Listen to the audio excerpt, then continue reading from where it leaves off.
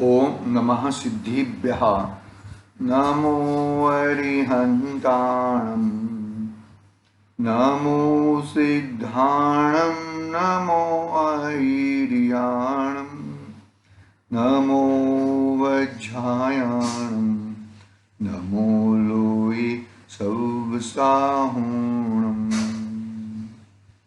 मंगलम भगवान वीरो मंगलम गौतमो गणी मंगलम कुंदिकुंदार्यो जैन धर्मोस्तु मंगलम सर्वमंगल्य मंगल्यम सर्वकल्याणकारकम प्रधानम सर्वधर्माणां जैनं जयतु शासनम् जैनं जयतु शासनम् हीनात्मबोधयतात्मेव परत्वेनैव चापरम् अक्षयानन्तबोधाय नमस्तु परमात्मने नमस्तु परमात्मने चेतिले चेतन चेत्या विना केम चालसी।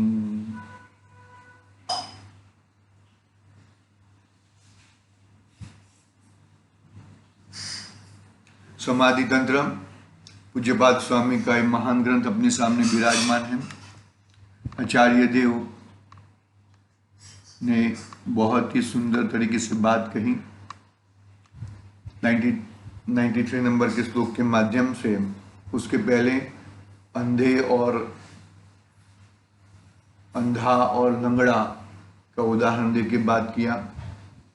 फिर आचार्य देव ने यह बात बताया कि जो जीव अपने स्वभाव में जगता है और पर में सोता है वो सम्यक दृष्टि है, और जो जीव पर में जगता है और स्वभाव में पर में जगता है वो स्वभाव में सोता है वो मिथ्या दृष्टि है, बहिरात्मा है। जागृत अवस्था हो या निद्रा अवस्था हो, सुप्त अवस्था हो, दोनों अवस्थाओं में वो तो सोना तो 5 इंद्रिय संबंधी है, लेकिन ज्ञान तो जगता ही रहता है।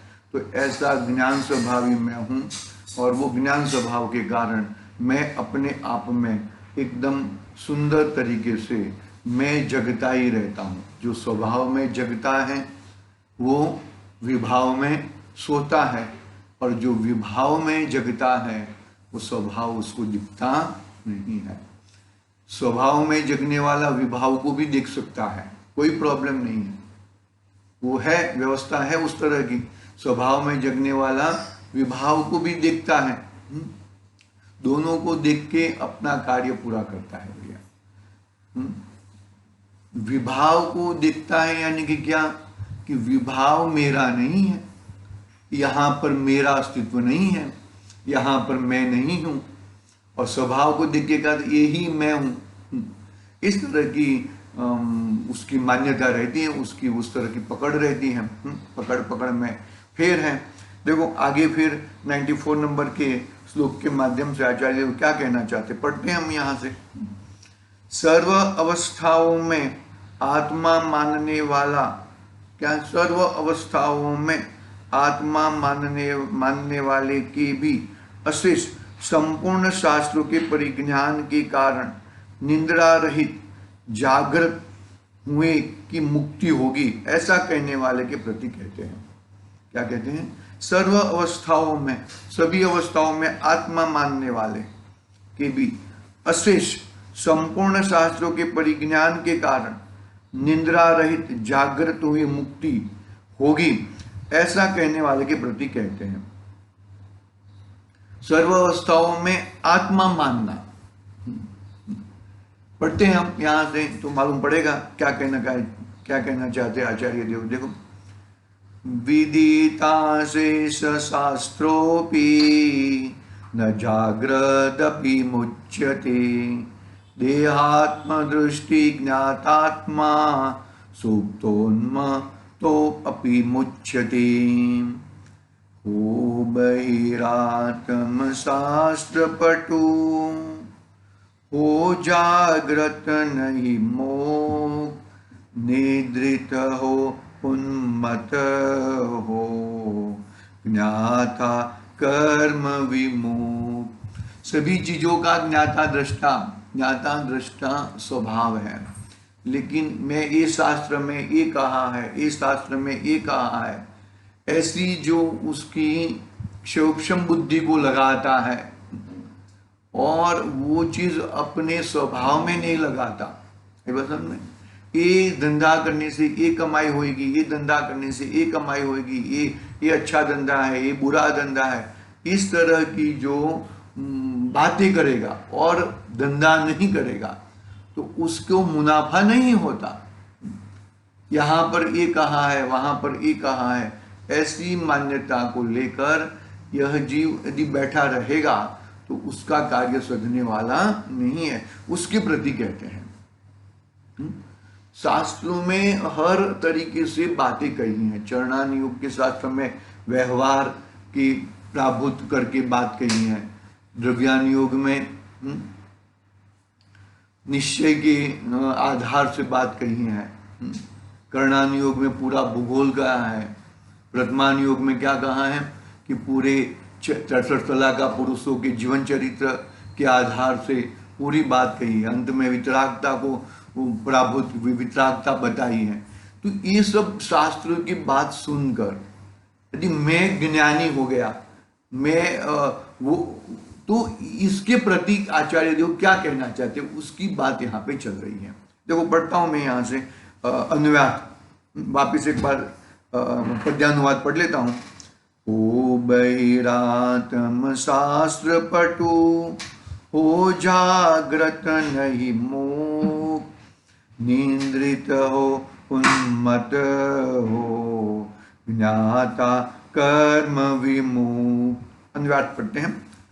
देहात्म दृष्टि, शरीर में आत्मबुद्धि रखने वाला बहिरात्मा, विदिता शेष शास्त्र भी, संपूर्ण शास्त्रों का जानने वाला होने पर भी, तथा जागृत अपि, जागता हुआ भी, न मुच्यते यानी कि कर्म बंध से नहीं छूटता, किंतु ज्ञातात्मा उससे जिसने आत्मा के स्वरूप को देह से भिन्न अनुभव कर लिया है, ऐसा विवेकी अंतरात्मा सुतोपनमत अपि, सोता हुआ और उन्मत्त हुआ भी, जगता हुआ भी, मुच्यते कर्म बंधन से मुक्त होता है, विशिष्ट रूप से कर्मों की निर्जा करता है। सूक्ष्म ज्ञान बढ़ाने के लिए जिनवाणी नहीं है। जिनवाणी में जो बात आई है वो बात को ग्रहण करके हमें अपनी ओर की ओर जाना है। अपनी ओर जो जाएगा तो ही उसका कल्याण होएगा, अपनी ओर नहीं जाएगा तो उसका कल्याण, मतलब जो चीज मिली है तुम्हें, वो चीज मिली है, उस चीज को तुम्हें ग्रहण करना है। आमरस कैसा है, आमरस कैसा है, आमरस कैसा, आमरस ऐसा है, यहाँ का आम है, वहां का आम है, ऐसी बातों से तुम्हें वो कुछ फायदा नहीं होएगा। बाल की खाल निकालोगे फिर भी यदि तुम अंदर में नहीं बैठोगे, बाल की बहुत अच्छे पंडित है, बहुत अच्छी बात करते हैं, अच्छी बात है, कोई गलत बात नहीं है, लेकिन वो अप्लाई करना है, अमल भाव, अमल भाव करके है ना, तो अमल में लाना है वो चीज। अमल में लाना यानी कि क्या, अरे वैसा अंदर में अनुभव करना है ना। अनुभव रस चिंतामणि, अनुभव छे रस को, अनुभव मार्ग मोक्ष नो, अनुभव छे मोक्ष स्वरूप, है ना वो बात। तो वो अनुभव लेना है, अनुभव प्रधानता है, स्वानुभव है ना, अनुभव प्रधानता है। जो अनुभव प्रधानता है, जो अनुभव में आया है, वही कार्यकारी है भैया। पकड़ना बात को अच्छी तरह, मतलब ये देखो यहां पर ऐसा कोई गलत मीनिंग नहीं लेना है कि भाई ये शास्त्र को पढ़ने, शास्त्र को पढ़ाई तो खूब करो, 24 कलाक रटन करो, लेकिन उसमें सारभूत प्रयोजनभूत क्या है उसका विचार करो, वो प्रयोजनभूत को पकड़ो। प्रयोजनभूत को तुम नहीं पकड़ोगे तो भी गड़बड़ हो जाएगी भैया, गड़बड़ होने वाली है और गड़बड़ हो भी रही है। इस तरह से देखो आगे क्या कहते हैं।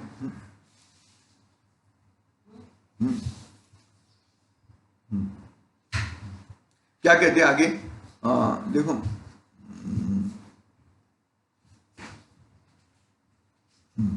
टीका पढ़ते हैं हम, मतलब वापिस एक बार अनुवाद पढ़ लेता हूं। शरीर में आत्मबुद्धि रखने वाला बहिरात्मा संपूर्ण, मतलब क्या है कि देखो हमें मालूम पड़ा ना कि मैं परद्रव्यों से भिन्न हूं, वो द्रव्यों से भिन्न होते हूं, तो फिर ऐसा अनुभव में आना चाहिए, ऐसी मान्यता में बैठना चाहिए कि मैं इन सबों से भिन्न हूं। ये बात जिनवाणी में आई कि तू मैं करना है, तो फिर तू मैं कहाँ करना है भाई, ये सब रुपया पैसा मेरा है तो मेरा ही है और ये तेरा भी, तेरे में वो मेरा भाग है, मेरा तो मेरा और तेरे में मेरा आधा, ऐसा नहीं है। यहां पर तो मेरा में सिर्फ मेरा आत्मा और कुछ नहीं। वो बात बैठनी चाहिए, जिनवाणी में बात बताई तो वो चीज बैठनी चाहिए अंदर। देखो शरीर में आत्मबुद्धि रखने वाला बहिरात्मा संपूर्ण शास्त्रों का जानने वाला होने पर भी तथा जागता हुआ भी कर्म बंधन से नहीं छूटता है, किंतु जिसने आत्मा के स्वरूप को देह से भिन्न अनुभव कर लिया है, ऐसा विवेकी अंतरात्मा सोता और उन्मत्त हुआ भी कर्म बंधन से मुक्त होता है, विशिष्ट रूप से कर्मों की निर्द्रा करता है, विशिष्ट रूप से कर्मों की निर्द्रा करता है, निरंतर निर्द्रा करता है, कर्म बंधन से निरंतर निर्द्रा करता है। और ये निर्द्रा करता हुआ पकड़ना बात को अच्छी तरह से, यह जीव किस तरह से अब वहां पे पहुंचता है, अपने स्वभाव में पहुंचता है, अपनी चीज को देखता है किस तरह से, वो एक बहुत बड़ी बात है। ठीक है, मुक्त नहीं होता, कर्म रहित नहीं होता, वह कौन है? मुक्त नहीं होता, कर्म रहित नहीं होता, वह कौन है? शरीर में आत्मबुद्धि रखने वाला, कैसा होने पर भी? सर्व शास्त्रों का ज्ञाता होने पर भी, सर्व शास्त्रों का परिज्ञान होने पर भी, क्योंकि वह देहात्म दृष्टि वाला है, तू मैं करने वाला नहीं है,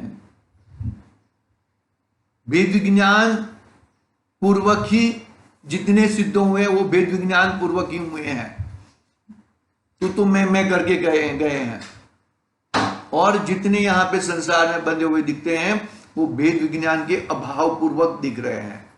तो अभी हमें क्या करना चाहिए? वेद विज्ञान करना चाहिए। कहां पे वेद विज्ञान करना चाहिए? ये जिनवाणी में आई ना, 131 नंबर के श्लोक सुमेसार ग्रंथाधिराज में आई बात। तो ये उसके माध्यम से तुम्हें क्या करना है भैया? बात को पकड़ना बहुत जरूरी है, नहीं तो हम गुलाट खा जाएंगे भैया। सर्वशास्त्रों का ज्ञाता होने पर भी, सर्वशास्त्रों का परिज्ञान होने पर भी, क्योंकि वह देहात्म दृष्टि है, अर्थात देह और आत्मा के भेद की रुचि रहित है, फिर वह कैसा होने पर भी है, जागृत होने पर भी, निंद्रा से अभिभूत गिरा हुआ नहीं होने पर भी, निंद्रा से गिरा हुआ, जागृत होने पर भी, निंद्रा से अभिभूत गिरा हुआ नहीं होने पर भी। देखो, जो ज्ञानात्मा है अर्थात जिसने आत्मस्वरूप जाना है, अनुभव किया है, वह सुप्त और उन्मत्त होने पर भी मुक्त होता है, विशिष्ट कर्म निर्द्रा करता है, क्योंकि उसको दृढ़तर अभ्यास के कारण सुप्तादि अवस्था में भी आत्मस्वरूप के संवेदन में वैकल्प्य च्युति नहीं होती। क्या हुआ? सुप्तादि अवस्था में भी आत्मस्वरूप के संवेदन के वैकल्प च्युति नहीं होती। इस तरह की बातें यहाँ पर 94 की टीका में बात हुई। मतलब जिनवाणी का रहस्य स्वाद उद्घाटन है, आज मेरा है मुक्ति का उद्घाटन। तो तुम्हें मालूम पड़ा ना, मेरी मुक्ति इस तरह से है, तो वो मुक्ति इस तरह है तो वो उस तरह से पकड़ना है। उस तरह चलना है। गुजरात इस तरफ है और तुम गुजरात के मार्ग की तरफ नहीं चलोगे तो गुजरात नहीं आएगा। बात मालूम पड़ गया, नक्शा में देख लिया, मैप में देख लिया, सब जगह पे देख लिया, लेकिन यदि तुम गुजरात की तरफ नहीं दौड़ोगे और बाहर की तरफ दौड़ोगे तो फिर वो मिलने वाला नहीं है गुजरात तुम्हें, और किधर चले जाओगे। बात को किस तरह से हमें देखना है, बात को किस तरह हमें पकड़ना है, वो बहुत महत्वपूर्ण बात बनती है भैया। नहीं मतलब क्या होता है कि देखो, कहते हैं ना कि मद दरिये जो डूब जाए, वो तो माने भाई, वो मद दरिये तो संसार के मद दरिये में था, डूब गया, लेकिन जो सर्वशास्त्रों के ज्ञाता होने के बावजूद भी किनारे पे आता हुआ दिखता हुआ भी वो डूब जाए तो फिर गड़बड़ हो जाएगी। वो एक बहुत बड़ी बात है, बात को हमें ग्रहण करना चाहिए, ग्रहण करके आगे बढ़ना चाहिए। आज के लिए ओम नमः सिद्धेभ्यः। निज निधि निज में बताई यह अनंत